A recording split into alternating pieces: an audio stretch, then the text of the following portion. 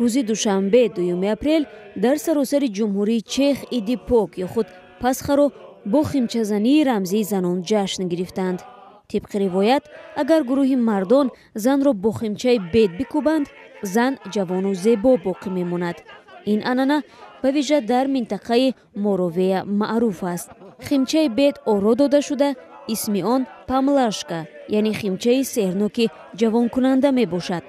дар деҳаи Влчинов хонуме ҷавононро фиреб дод.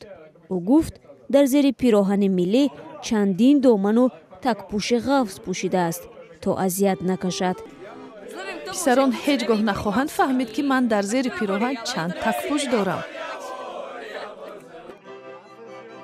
дар ҷавоб хонумҳо як дастурхони бо нозу неъмати зиёд ва тухмҳои рангоранг рамзи серҳосиливу ҳаёти хушбахтона таҳия мекунанд.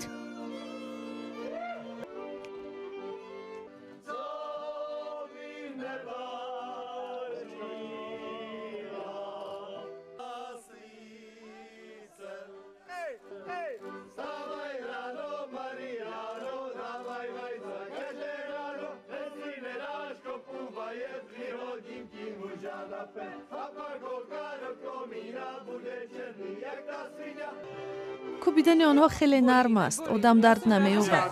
барои зебо ва ҷавон мондан баъзе қурбониҳо лозим аст.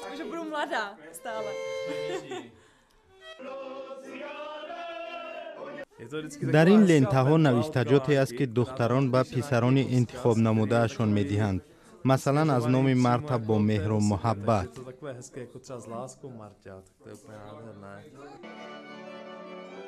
дар минтақаи стареместо бошад, гурӯҳи асил бо рақсу таронаи миллӣ Иди Покро таҷлил мекунанд. дар ин гӯшаи Чехия барои рақсу бозӣ зиёфати идона доир мешавад.